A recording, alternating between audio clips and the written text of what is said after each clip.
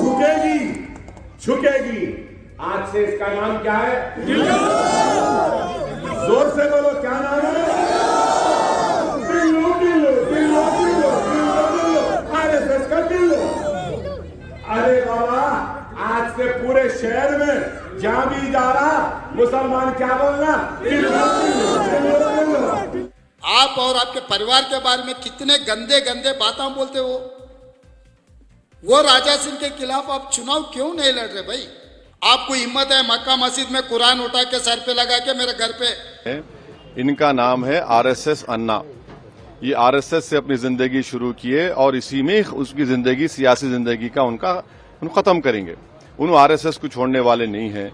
आज कांग्रेस का जो हैदराबाद में हेडक्वार्टर है गांधी भवन, उसको मोहन भगवत कंट्रोल कर रहे हैं और उनकी जबान से जो नफरत निकली है, कुर्ता पैजामा, शेरवानी, सर पे टोपी, दाढ़ी, ये आरएसएस की जबान है, ये गोलवालकर की जबान है, ये हिटलर के नाजिज्म की जबान है।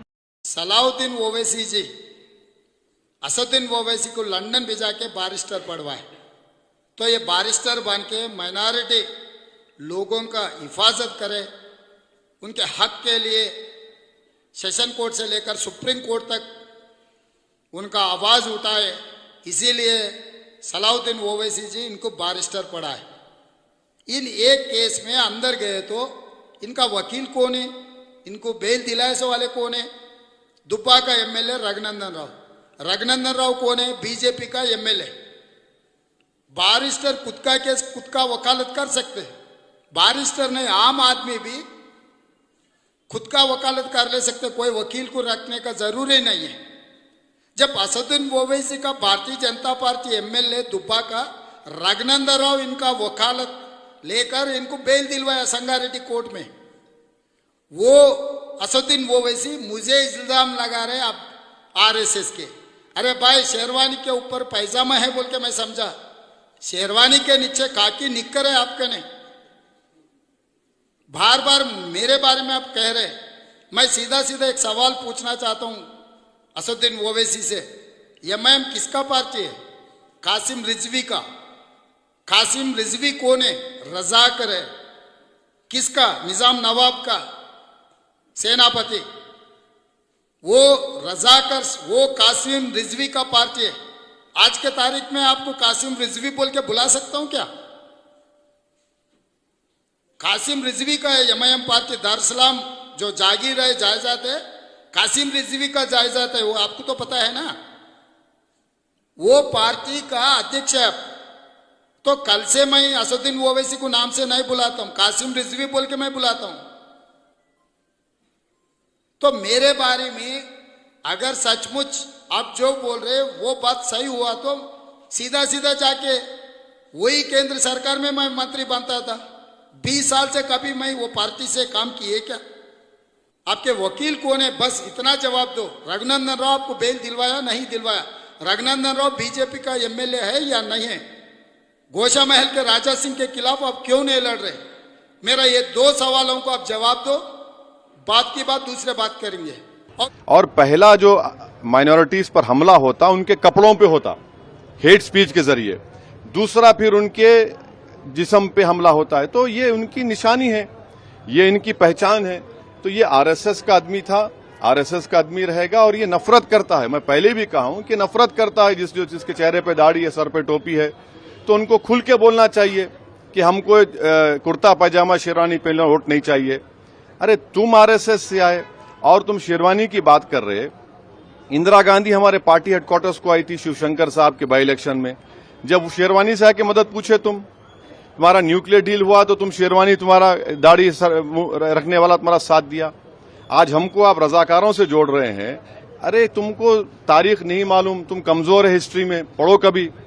जो रजाकार थे वो पाकिस्तान भाग गए, जो वफादार थे आज ठहर कर तुम्हारे जैसे आरएसएस के लोगों में आंख डाल के लड़ रहे, और इंशाअल्लाह ताला तेलंगाना की आवाम आरएसएस अन्ना को हराएंगी।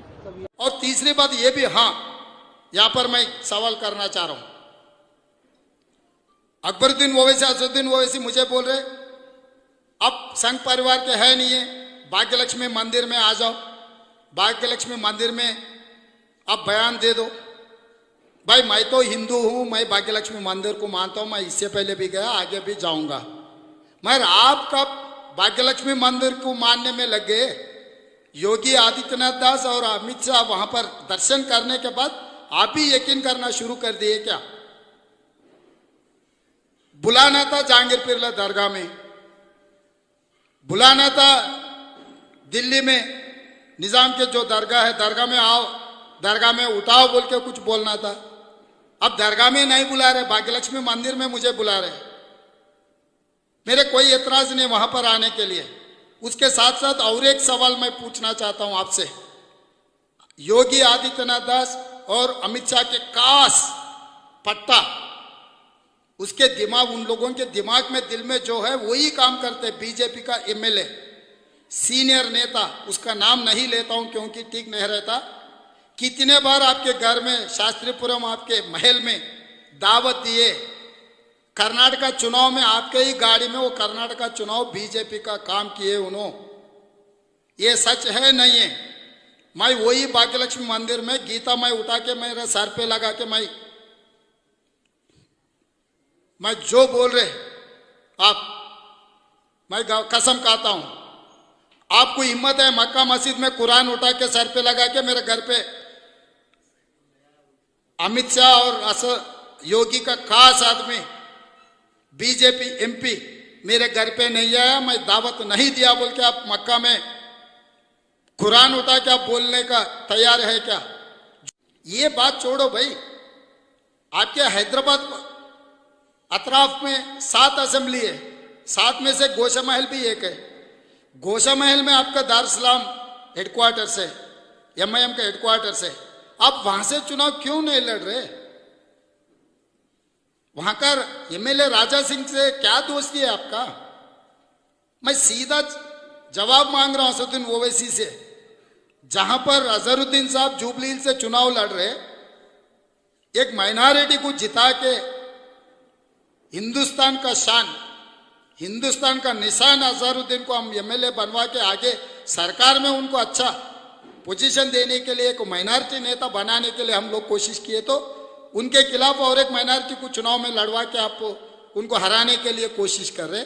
जहां पर गोशा महल में राजा सिंह आपके जानी दुश्मन बोलते, आप और आपके परिवार के बारे में कितने गंदे गंदे बातें बोलते हो।